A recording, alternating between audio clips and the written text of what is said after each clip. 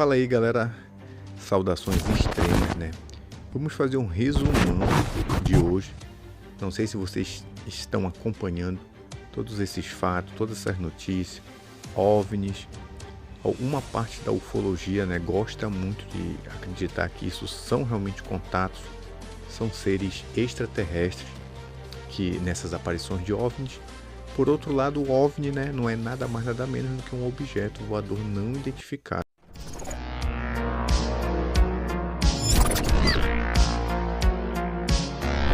Voador não identificado.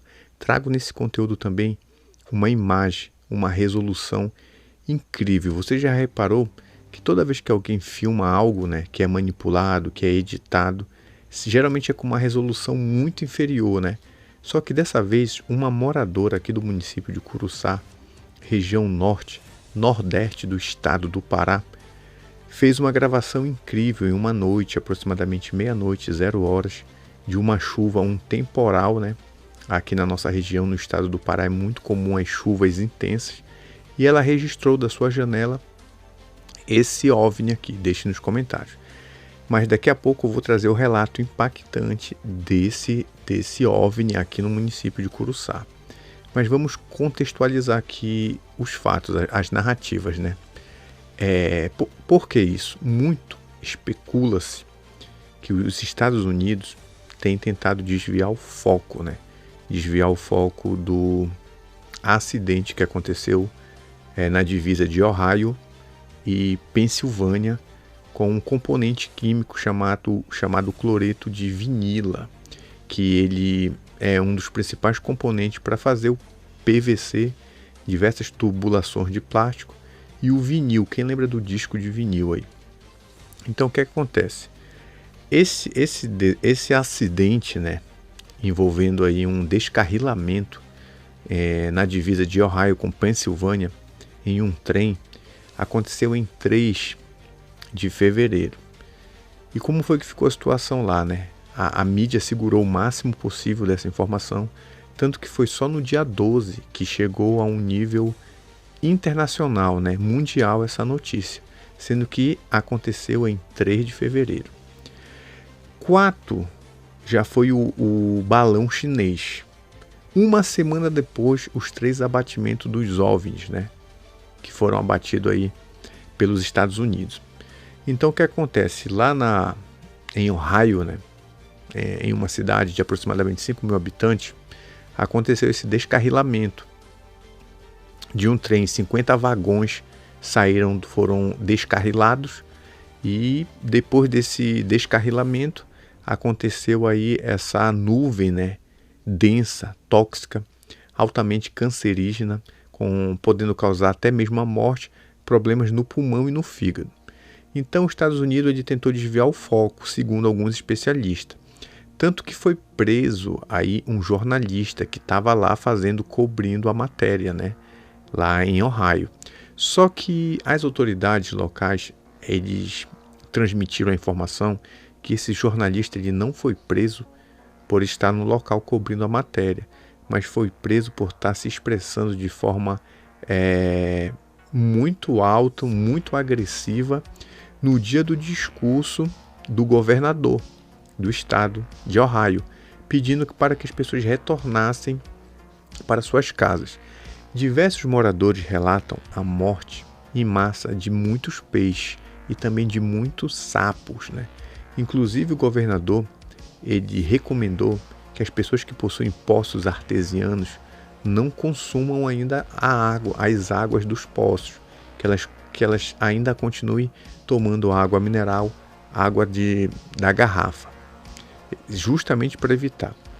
2 moradores locais entraram aí com um processo na justiça, pedindo que o acompanhamento, fazendo com que a empresa ferroviária pudesse acompanhar com os médicos, fazer aquela visita periódica, né, em toda a população, nada mais justo, não só de Ohio, quanto de Pensilvânia, que é um estado próximo também que foi afetado de forma menos impactante, mas foi.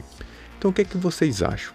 Vocês acham que realmente os Estados Unidos ele desviou o foco desse acidente envolvendo esse cloreto de vinila altamente tóxico, ou realmente os OVNIs são algo que aconteceu. Já aqui em Curuçá, eu recebi, hoje é quinta, né? Na quarta-feira, antes da meia-noite, um vídeo de um amigo do Ocidemar, que tem um bar na praça aqui do meu município, na praça Coronel Horácio, né? Fica próximo à praça Coronel Horácio, onde a filha dele, a Lorena, gravou juntamente com a sua tia, né? Que é a irmã do Ocidemar. Gravaram por volta da meia-noite, das 0 horas, esse fato, essa ocorrência de um OVNI. Perfeito, cara, perfeito. Então assim, gente, nós já começamos aí o ano com o pé esquerdo, né? 3 de fevereiro foi o acidente em Ohio. 4, o balão chinês. Uma semana depois, os 3, né? Os 3 OVNIs que foram abatidos. E 6 de fevereiro, o terremoto, né? Que aconteceu aí na Turquia e na Síria, não é isso? Com mais de 33 mil mortos. E, cara, deixe nos comentários aí, você acha que realmente está acontecendo esses OVNIs, né?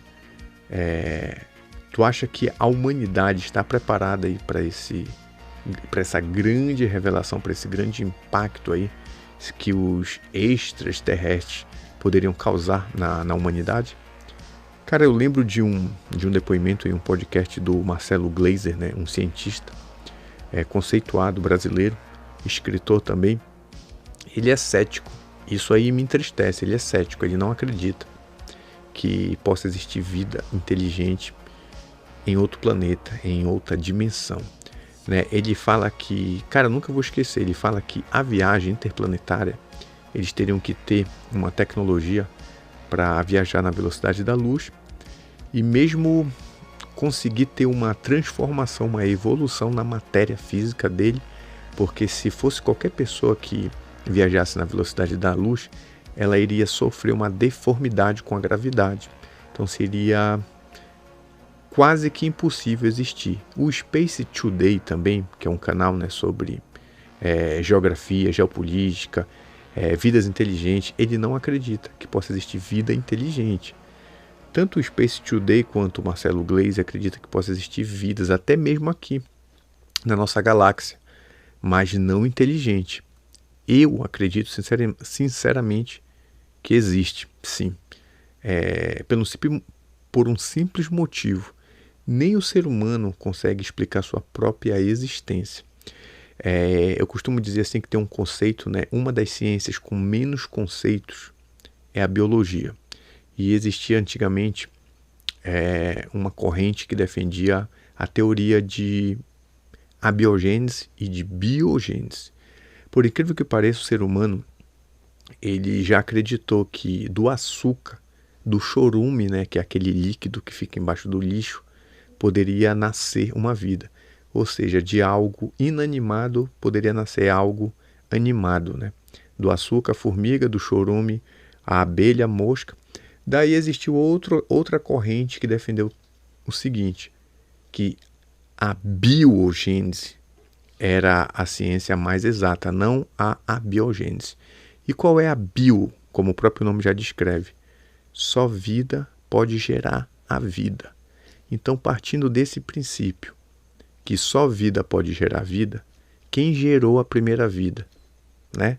Então, se o ser humano não consegue responder nem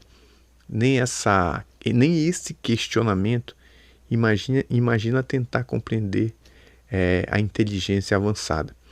Tem uma entrevista também antes dele falecer, na década de 70, do Chico Xavier, no Pinga Fogo, se você for procurar aí no YouTube. E ele diz o seguinte, que o ser humano só iria estar apto para ter esse contato quando a gente passasse um longo período sem ter guerras, sem guerrear. O que acontece quando há uma guerra? Há um retrocesso infinito, imenso, onde a tecnologia se perde, ciência se perde, medicina se perde, conhecimento se perde, porque tudo é destruído. Então o ser humano ele tem que voltar a construir tudo novamente. Então, se o ser humano passasse aí uma faixa de 60 a 70 anos sem guerrear, eles iriam, essa inteligência, nessa suposta inteligência superior, iria entender que nós estamos aptos para ter esse contato. Então, gente, fica aí com o vídeo que viralizou aqui em Curuçá, já deu 10 minutos, né? Eu estou vendo aqui, tempo máximo dos nossos conteúdos. Fica agora com o vídeo e deixe nos comentários no que você acredita, afinal. Valeu, tamo junto. Só lembrando, todo o nosso conteúdo tem a finalidade de fazer com que você prossiga, com que você continue a sua própria pesquisa. Valeu, tamo junto. Só não esquece, cara, de sentar o dedo nesse like, se inscrever, comentar e fortaleça o nosso trabalho aqui. Tamo junto, tchau, fui.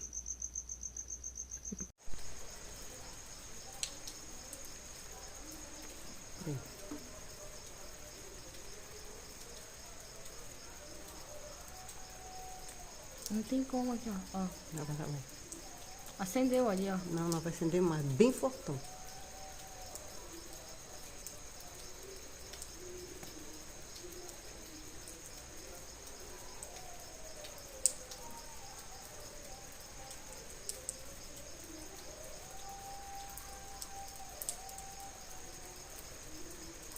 Deixa eu ver. Você vai curtir o negócio? Segura aí.